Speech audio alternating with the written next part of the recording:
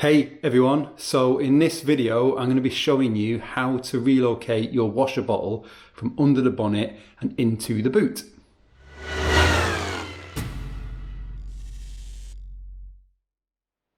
So we're going to be doing this job on a Pulsar GTI-R, but I've done it on countless cars now and it's pretty much identical the way you do it on any car. There's only a few steps to it. The reasons for doing it, two main reasons really. Number one is moving weight from the front of the car into the boot, which is always good because the rear of cars is always the lightest part when it's a front engine car, and also because it kind of declutters in the engine bay and you may need the space for an air filter or a battery or something else, or in my case you may have had a Ford washer bottle sat rather randomly in the engine bay that you wanted rid of and you decided to put a kind of aftermarket one into the boot. So yeah, let us have a little look at the washer bottle and then kind of how we need to do the job.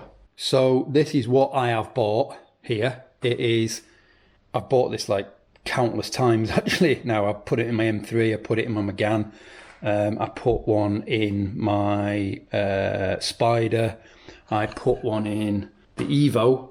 So maybe not countless cars, but quite a few cars. And I put one in cars years gone by that I've even forgotten that I've done. But I bought this off Amazon. They're all the same pretty much. The only difference is some of them have got a twin pump on, which you can need sometimes if you're kind of trying to pump fluid further. And they have sometimes different fittings. This has got a plastic slide fitting on it, which I prefer. And the only other difference really is that the actual pump itself, the exit for the pump can be facing this way or it can be facing that way. I kind of bought one that faces backwards, but it doesn't really matter. So everything you need is in the box. You've got all the fixtures and fittings in here and your hose and stuff. I'm not going to be using a lot of that, so I've got about 15 sets of the electronics for these things in my storage bay on the wall there, where I keep all my screws and nuts and bolts and stuff. But yeah, very, very simple job to do. The most complicated part really is running the wires from the engine bay through to the cabin and then from the cabin into the boot. Okay, so just check this out before I show you things. This is my expansion tank. This came with the car. This is what we're dealing with, people. That level of zero fucks given. That's like less than zero fucks given. Washer bottle sat here, and I think the reason why it was fitted on this car was because the original gave up the ghost at some point over the last 33 years. Got a live connector and an earth. That's all you need. We just need to run those to the boot, and then we've just got the hose here that was on the Ford pump that I've taken off. So basically, there are a few ways you can get that through to the cabin. You can either not put it through the cabin at all and run it underneath the car, but I don't like that. Kind of benefits to doing that are then there's no liquid running inside the car with the wiring and stuff, which is obviously a big benefit to not doing that. But then really, I've never had a problem with any car I've had that I've done this with, so I'm not about to kind of expect problems now. The other way you can do it is to sort of go through the bulkhead there. And the other way is to go through the door wiring loom connector into the cabin on the wing. So I've already made a start on this car because I've been doing other things, like I say. So the arch liner is already off. So I'll show you how we're going to do it on this car. But like I say, this is the same thing for every single car. So that's why I didn't say specifically for a Pulsar GTI-R. Okay, so hopefully you can see this okay here. So if I get the light on the situation, here is our plug and our hose will be somewhere there too. But then the hose is this one here that's running all the way to the front. So we can just cut that somewhere sort of here and then sort of run it through into the cabin. And you can see on this car, if you look in the door, that's what I mean about running through the grommet from the door wiring into the car. You could kind of just push it in there at the top, but this car has already trying to get that to stay in place. There you go. This car has already a really big grommet here, which is probably sort of wiring for all kinds of things on the engine. And then it's also got, conveniently, a little rubber grommet there already in place. It's like it knew that I wanted to do this. So I'm just going to run through that. So first thing to do now is going to be to it's going to be to cut and extend the hose, and it's going to be to cut and extend the wiring and kind of tidy all that up. So I'll go and toddle off and do that because it's not very interesting. All you need to do is solder the wires and then just kind of sheathe them in some way. And we'll join back after SpongeBob when we're ready to kind of push it through into the car, and then we can get into the cabin. A few inches later. Okay, hopefully you can see this okay. So here is, I've just put the wires through just to kind of move them out of the way. But we've got this now connected up here, all good. And we've got big trunking going into little trunking here to go into the car. And that's just running up along there to there where it comes from. So just need to now push this through and tidy this up, and then we can get the arch liner on, which I won't bother videoing. And then yeah, we can get into the car and kind of carry on moving backwards.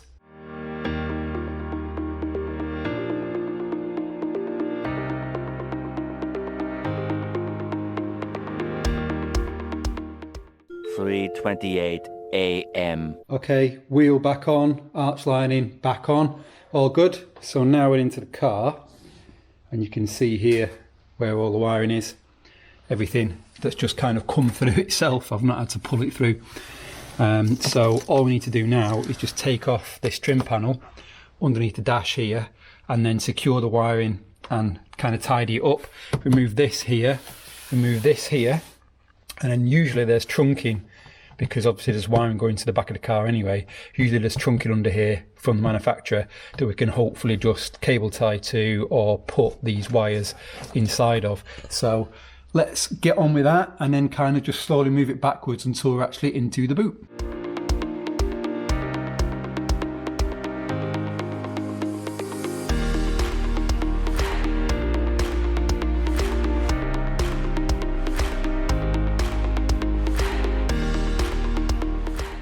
(2,000 years later). Okay, so that's the underside of the dash all removed, and I have, this is probably about a week, as usual with my videos, it's a week since removing the dash underneath, because in that time I've been sorting out all the wiring, because as soon as I pulled the underside of the dash off, I knew this was going to be a job anyway, but I noticed so many crazy things that have been done, so many redundant wires, so many redundant fuses, all kinds of things that, you know, people have done over the years on this car, adding things, removing things, trying to fix things, and then not removing what other people have done, just building onto it. So I had to sort that all out and tidy all that out. So that's kind of all this here is all me and new.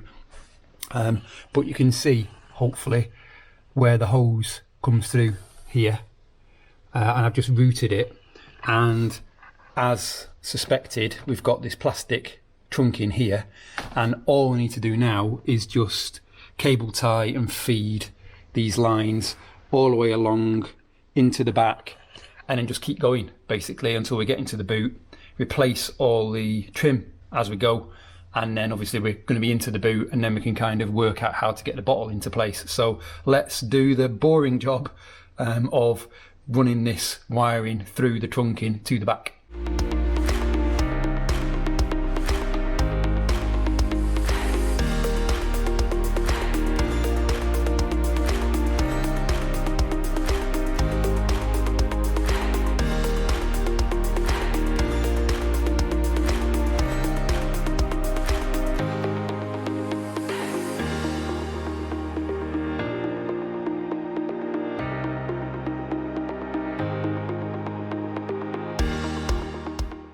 (12 seconds later). Okay, I've tidied all the panels up and the trim, and we are now here basically. We're now exiting the trunking, and we can now kind of start to follow the wiring through and into the back, and then we are done.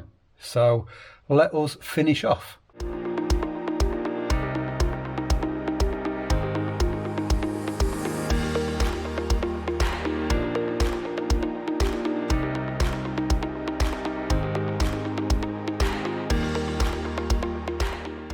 Okay, so we are now on the very final leg, and you'll probably notice I've put some of the trim back together, and in the interest of making this video not very boring, I've already kind of routed the wiring and I've snipped it off here, and I've soldered on the plug for the pump itself. And what I've done is I found a little bracket here. Obviously your car might be different to this unless you've got a Pulsar and you want to do the same thing as me, but I found a bracket here. I will replace this with aluminium at some point, but I'm out of aluminium at the moment, so I've ordered some more. So this will do for now, but it's a really sturdy bracket, and I've just put a couple of little nutserts there, and this will just go onto there like that, and then our bottle will just sit on top there of the little bracket, and that'll be done. So let's just do the final fitting up, and then we can give the thing a test.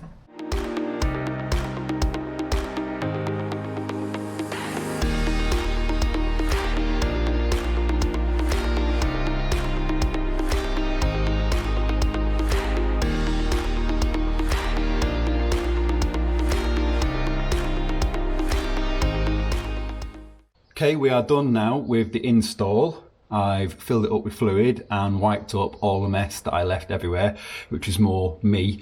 I'm used to these fluids coming in bags, but now they've moved to putting them in plastic containers and it doesn't flow as easily, so it went everywhere. But anyway, let us now give it a test to see if it works, shall we?